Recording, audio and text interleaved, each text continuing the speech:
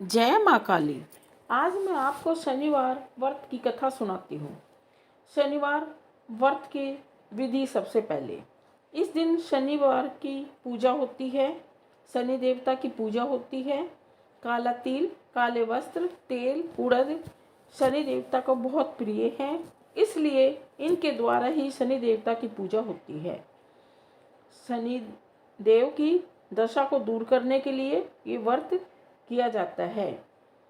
शनि स्रोत का पाठ भी विशेष लाभदायक सिद्ध होता है।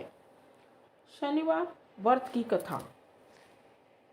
एक समय सूर्य, चंद्रमा, मंगल, बुध, बृहस्पति, शुक्र, शनि, राहु और केतु सभी ग्रह आपस में झगड़ रहे थे और सबका झगड़ा ये था कि ये हमारे में से बड़ा कौन है। सब अपने आप को बड़ा कहते थे। जब आपस में कोई निर्णय नहीं लिया गया तो सब ग्रहों ने मिलकर, सब देवताओं ने मिलकर आपस में झगड़ते झगड़ते इंद्र के पास गए और कहने लगे, आप देवताओं के राजा हो, इसलिए आप हमारा न्याय करके बताइए कि हम 9 ग्रह में से सबसे बड़ा कौन है। राजा इंद्र इनका प्रश्न सुनकर घबरा गए। वो कहने लगे कि मुझ में सामर्थ्य नहीं है जो मैं किसी को बड़ा और छोटा बतलाऊं। मैं अपने मुख से कुछ भी नहीं कह सकता हूँ। हाँ, एक उपाय है। इस समय पृथ्वी का राजा विक्रमादित्य दूसरों के दुखों का निवारण करने वाले हैं, इसलिए तुम सब मिलकर ग्रह उन्हीं के पास जाओ और वही तुम्हारे दुखों का निवारण करेंगे। ऐसा वचन सुनकर सभी ग्रह देवता चलकर भूलोक में यानी पृथ्वीलोक में राजा विक्रमादित्य की सभा में जाकर उपस्थित हुए और अपना प्रश्न राजा विक्रमादित्य के सामने रखा। हे राजा, उनकी बात सुनकर बड़ी चिंता में पड़ गए कि मैं अपने मुख से किसको बड़ा किसको छोटा बतलाऊं। मेरे लिए तो सभी ग्रह एक है, जिसको छोटा बतलाऊंगा वही क्रोध करेंगे। परंतु उनका झगड़ा निपटाने के लिए एक उपाय सोचा कि सोना, चांदी, कांसा, पीतल, शीशा, रांगा, जस्ता, अभ्रक और लोहा 9 धातुओं के 9 आसन बनवाए। सब आसनों को क्रम से, जैसे सोना सबसे पहले और लोहा सबसे पीछे बिछा दिया और कहा, सभी ग्रह, सभी देवता अपने अपने आसन ग्रहण करें। इससे राजा ने सब ग्रहों से कहा, जिसका आसन सबसे आगे वो सबसे बड़े और जिसका आसन सबसे पीछे वो सबसे छोटा ग्रह है। क्योंकि लोहा सबसे पीछे था, वह शनि देवता का आसन था, इसलिए शनिदेव ने समझ लिया कि राजा ने मुझको सबसे छोटा बना दिया है। इस पर शनि देवता को बहुत क्रोध आया और कहा कि हे राजा, तो मेरे पराक्रम को नहीं जानता। सूर्य एक राशि पर 1 महीना, चंद्रमा 2.25 महीने, मंगल 1.5 महीना, बृहस्पति 13 महीने, बुध और शुक्र 1 महीने, परंतु मैं एक राशि पर 2.5 या 7.5 साल तक रहता हूँ और जिस पर मैं रहता हूँ उस पर बहुत कुछ करता हूँ। बड़े बड़े देवताओं को भी मैंने भीषण दुख दिए हैं। हे राजन सुनो, राम जी को 7.5 आई तो वनवास हो गया। रावण पर 7.5 आई तो राम और लक्ष्मण ने सेना लेकर लंका पर चढ़ाई कर दी। रावण के कुल का नाश हो गया। हे राजा, अब तुम सावधान रहना। राजा कहने लगा, जो कुछ भाग्य में होगा देखा जाएगा। उसके बाद अन्य ग्रह तो प्रसन्नता के साथ चले गए, परंतु शनिदेव बड़े क्रोध में थे। वो वहां से अपने लोक चले गए। कुछ काल व्यतीत होते होते जब राजा को 7.5 की दशा आई तो शनि देवता घोड़ों के सौदागर बनकर उनके सुंदर घोड़ों के सहित राजा की राजधानी में आ गए। जब राजा ने सौदागर के आने की खबर सुनी तो अपने अश्वपाल को अच्छे अच्छे घोड़े खरीदने की आज्ञा दी। अश्वपाल ऐसी अच्छी नस्ल के घोड़े देखकर उनका मूल्य सुनकर चकित हो गया और तुरंत ही राजा को खबर दी। राजा उन घोड़ों को देखकर एक अच्छा सा घोड़ा चुनकर सवारी के लिए चढ़ा। राजा के घोड़े की पीठ पर चढ़ते ही घोड़ा जोर से भागने लगा। घोड़ा बहुत दूर तक बड़े जंगल में जाकर राजा को छोड़कर अंतर्ध्यान हो गया। इसके बाद राजा अकेला जंगल में भटकता फिरता रहा। बहुत देर के पश्चात राजा को भूख लगी। दुखी होकर भटकते भटकते गवाले को देखा। गवाले ने राजा को प्यास से व्याकुल देखकर पानी पिलाया। राजा की उंगली में एक अंगूठी थी। वह उसने निकालकर प्रसन्नता के साथ गवाले को दे दी और शहर की ओर चल दिया। राजा शहर में पहुंचकर एक सेठ की दुकान पर जाकर बैठ गया और अपने आप को उज्जैन का रहने वाला तथा अपना नाम बीका बतलाया। सेठ ने उसको एक कुलीन मनुष्य समझकर जल आदि पिलाया। भाग्यवश उस दिन सेठ की दुकान पर बिक्री बहुत अधिक हुई।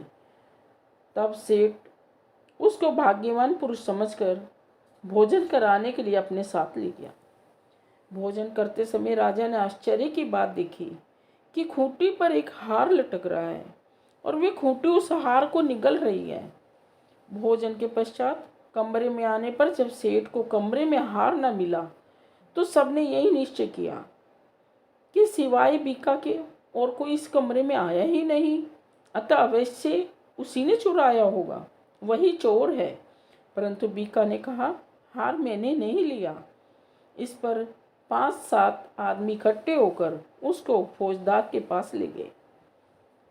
फौजदार ने उसको राजा के सामने उपस्थित कर दिया और कहा, यह आदमी तो भला प्रतीत होता है, चोर मालूम नहीं होता, परंतु सेठ का कहना है कि इसके सिवाय और कोई घर में आया ही नहीं, अवश्य ही इसी ने चोरी की है। तब राजा ने आज्ञा दी कि इसके हाथ पैर काट कर चौरंगिया किया जाए। राजा की आज्ञा का तुरंत पालन किया गया और बीका के हाथ पैर काट दिए गए। इस प्रकार कुछ काल व्यतीत होने पर एक तेली उसको अपने घर ले गया और कोलू पर उसको बिठा दिया। बीका उस पर बैठा और अपनी जवान से बैल हाँकता रहता था। शनि की दशा समाप्त हो गई और एक रात को वर्षा ऋतु के समय वे मल्हार राग गाने लगा। उसका गाना सुनकर उस शहर के राजा की कन्या उस राग पर मोहित हो गई और दासी को खबर दिया कि शहर में कौन गा रहा है, पता करो।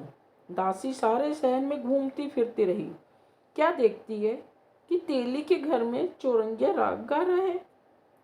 दासी ने महल में आकर राजकुमारी को सब वृत्तांत सुना दिया। बस उसी क्षण राजकुमारी ने अपने मन में प्रण कर लिया, चाहे कुछ भी हो, मुझे इस चौरंगिया से विवाह करना है। प्रातःकाल होते ही जब दासी ने राजकुमारी को जगाना चाहा तो राजकुमारी अनशन व्रत लेकर पड़ी रही। तब दासी ने रानी के पास जाकर कहा, राजकुमारी के न उठने का कारण बताया। रानी ने तुरंत ही वहां जाकर राजकुमारी को जगाया और उसके कष्ट का कारण पूछा। तो राजकुमारी ने कहा, माताजी, मैंने ये प्रण कर लिया है कि तेली के घर में जो चौरंगिया है, मैं शादी करूंगी तो उसी के साथ करूंगी। माता ने कहा, पगली, ये क्या बात कह रही हो? तेरा किसी देश के राजा के साथ विवाह किया जाएगा। कन्या कहने लगी, माताजी, मैं अपना प्रण कभी नहीं तोड़ती। माता ने चिंतित होकर ये बात राजा को बताई। जब महाराज ने सुना और अपनी बेटी को समझाया कि मैं भी देश देशांतर में अपने दूत भेजकर सुयोग्य, रूपवान, बड़े से बड़ा गुणी राजकुमार के साथ तुम्हारा विवाह करूंगा, ऐसी बात तुमको कभी नहीं विचारनी चाहिए बेटी। कन्या ने कहा, पिताजी, मैं अपने प्रण त्याग दूंगी, परंतु दूसरे से विवाह नहीं करूंगी। इतना सुनकर राजा ने क्रोध से कहा, यदि तेरे भाग्य में ऐसा ही लिखा है तो जैसी तेरी इच्छा हो वैसा ही कर। राजा ने तेली को बुलाकर कहा कि तेरे घर में जो चौरंगिया है उसके साथ मैं अपनी कन्या का विवाह करना चाहता हूँ। तेली ने कहा, ये कैसे हो सकता है? कहाँ आप, कहाँ हमारे राजा और कहाँ मैं एक नीच तेली। परंतु राजा ने कहा कि भाग्य के लिखे को कोई नहीं टाल सकता, अपने घर जाकर विवाह की तैयारी करो। राजा ने उसी समय तोरण और बिंदरवाल बनवाए। अपनी राजकुमारी का विवाह चौरंगिया के साथ धूमधाम से किया। रात्रि को जब विक्रमादित्य और राजकुमारी महल में सोए तो आधी रात को शनिदेव ने विक्रमादित्य को सौंपन दिया कि कहा, राजा कहो, मुझको छोटा बतलाकर तुमने कितना दुख उठाया है। राजा ने क्षमा मांगी। शनि देवता ने प्रसन्न होकर विक्रमादित्य को हाथ पैर दे दिए।